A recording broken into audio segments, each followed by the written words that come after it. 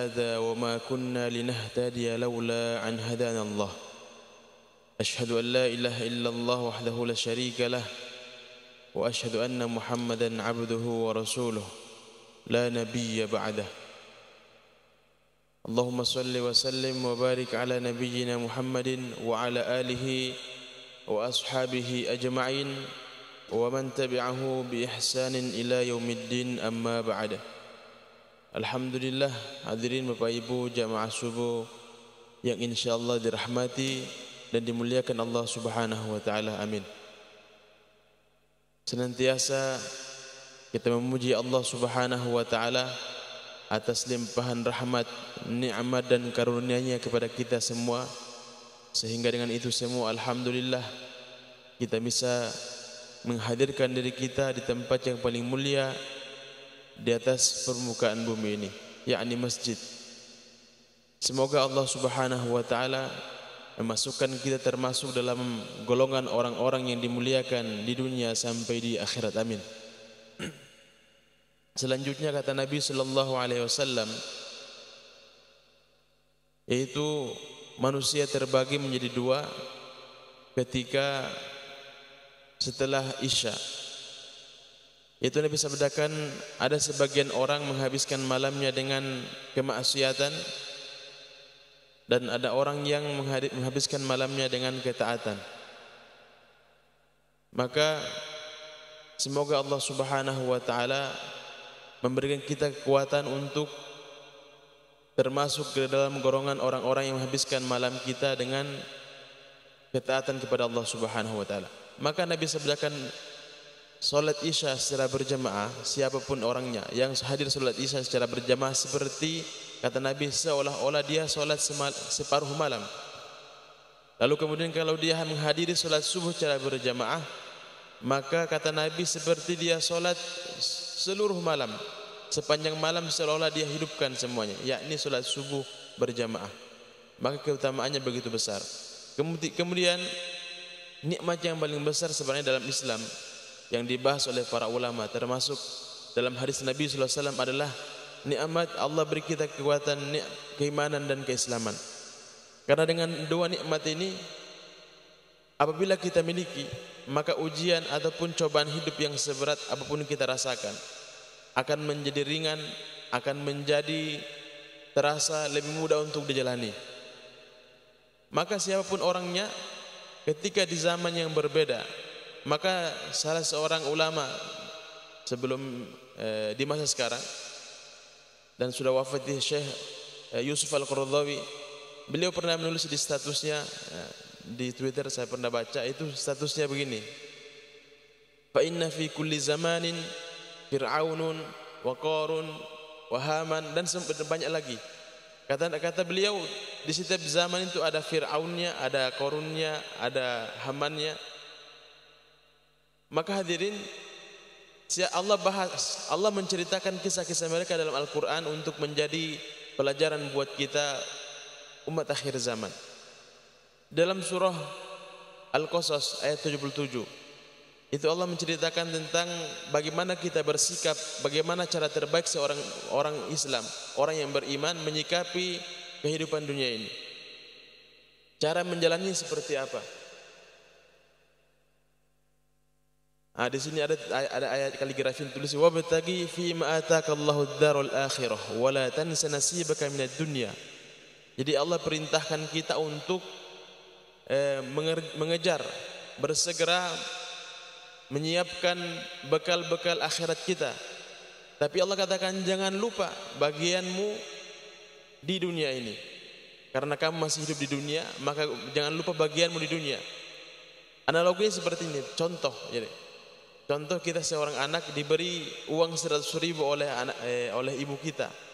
Lalu kemudian dikatakan kamu ke pasar beli beras yang 50 kilo misalnya. Tidak mungkin 50 kilo dapat 100.000 ya. 5 kilo. 5 kilo mungkin harganya 75. Itu belikan beras. Terus kalau masih ada sisanya berarti berapa sisanya? 75. 100.000 dikurangi 75 berarti sisa 25.000. Kalau masih ada sisanya belikan beras, belikan gula setengah kilo. Ya, taruhlah mungkin harganya 15.000 ataupun 10.000 lah. Ya. Sisa 15.000.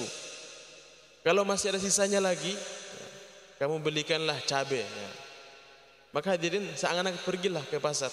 Setelah masuk ke dalam pasar, dia langsung lihat cabai tadi. Dia belikan semua cabai. Nah, ini orang berpikirnya terbalik. Mestinya yang diingatkan adalah tujuan utamanya ke pasar beli beras. Kalau ada sisanya, barulah belikan yang tadi. Maka hadirin, nasihat yang perlu kita berikan kepada anak-anak kita, kepada keluarga kita adalah utamakan amalan akhirat kamu. Jadi ibaratnya begini, nasihat yang umum, kerja sungguh-sungguh nak, tapi jangan lupakan sholat. Kedengaran kayak bagus, tapi sebenarnya ini terbalik. Karena kenapa? Tujuan utama kita hadir di dunia ini bukan itu, bukan hanya kadar dunia ini. Allah sudah ingatkan, wabtaghi fima ataakallahu darul akhirah.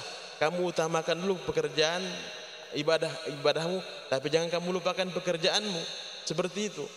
Sehingga hadirin, ketika seseorang telah memperbaiki akhiratnya, maka sebenarnya keduniaan dia ini mudah untuk dijalani. Maka kita lihat orang yang terjaga ibadahnya, solatnya terjaga, puasa Senin Kamis atau amalan-amalan sunnahnya dia jaga, maka insya Allah kehidupan dunianya akan lebih mudah dijalani. Walaupun saat ini kelihatannya mungkin sempit, akan tetapi kita bisa lihat juga hadirin, orang yang bergelimpangan harta, akan tetapi dia tidak melaksanakan ibadah-ibadahnya terutama yang wajib, maka dipastikan orang tersebut hidupnya dalam keadaan gersang walaupun dia miliki semuanya.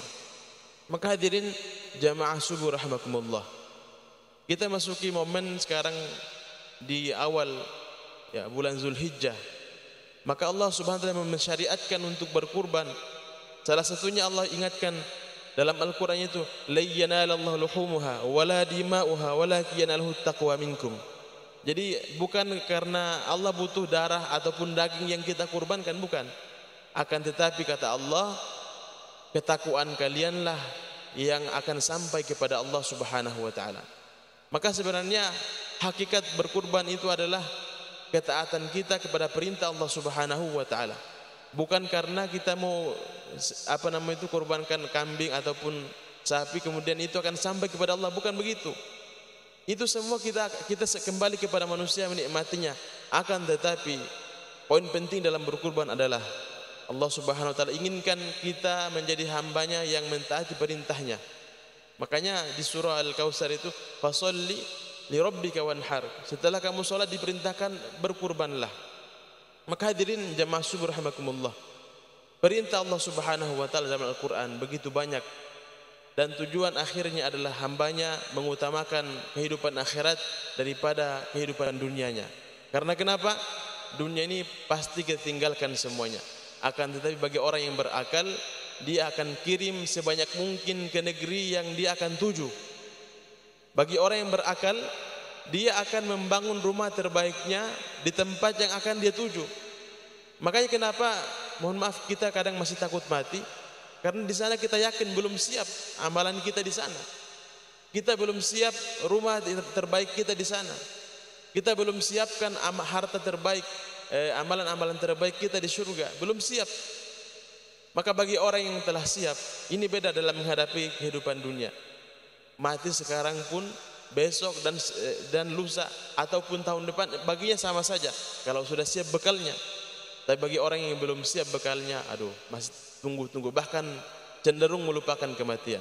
Maka hadirin jamaah subuh rahimakumullah, di setiap kultum, setiap ceramah, setiap khutbah ini senantiasa diingatkan itu tentang ketakwaan kita kepada Allah Subhanahu wa taala.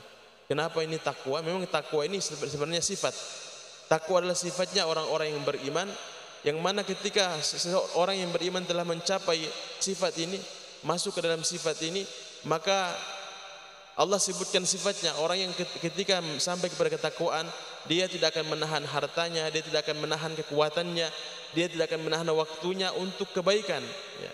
Jadi kalau untuk kebaikan hartanya dikeluarkan, untuk ketaatan waktunya pasti dia luangkan, untuk kebaikan Apapun yang dimiliki pasti dia siapkan untuk itu. Akan tetapi bagi orang yang tidak bertakwa, belum sampai ketakwaannya, Allah sebutkan dalam Al-Quran cenderung menahan untuk berbuat baik, menahan untuk tidak melakukan ketaatan. Dia bilang nanti-nanti, tunggu-tunggu. Maka hadirin, ketakwaan ini yang harus kita raih dalam kehidupan kita. Maka ujung-ujungnya bahkan kurban ini pun ujung-ujungnya Allah ingatkan yaitu adalah walakin yanaluhu taqwa minkum. Yang Allah inginkan dalam diri kalian adalah ketakwaan kalian. Ketakwaanlah yang akan sampai kepada Allah Subhanahu wa taala. Karena ketika takwa ini telah masuk ke dalam hati, kita sudah miliki. Dia ini bahasa lainnya itu seperti takwa itu takut. Takut kalau kita meninggalkan perintah-perintah Allah. Takut kalau kita mendapatkan ancaman azab dari Allah Subhanahu wa taala. Takut kalau kita tidak bisa mentaati perintah-perintahnya. Sehingga dengan ketakutan tersebut kita semakin dekat, semakin patuh, semakin taat kepada perintah Allah Subhanahu wa taala. Maka sudah pernah kami singgung itu, perasaan takut manusia kepada makhluk dengan Sang Khalik itu berbeda. Kalau kita takut kepada makhluk, takut kepada harimau, takut kepada binatang-binatang buas, maka sejauh mungkin kita akan berlari, sebisa mungkin kita menghindar. Akan tapi kalau takut kepada Allah Subhanahu wa taala ini berbeda. Kita akan semakin dekat, kita akan semakin sujud, semakin mentaati perintah-perintahnya. Ini bedanya. Maka hadirin jamaah subuh rahimakumullah, ini yang mesti kita tanamkan dalam hati kita, ketakutan kita kepada Allah Subhanahu wa taala. Dengan ketakutan tersebut kita bisa melaksanakan perintah-perintahnya dan kita bisa meninggalkan seluruh larang-larangannya. Semoga Allah taala beri kita ketakwaan, beri kita taufik untuk mendapatkan sifat takwa itu dalam kehidupan kita. Amin. Kurang lebih demikian penyampaian singkat dari kami. Mohon maaf apabila ada kekurangan. Subhanakallahumma bihamdika asyhadu an la ilaha illa anta astaghfiruka wa atubu ilaik. Assalamualaikum warahmatullahi wabarakatuh.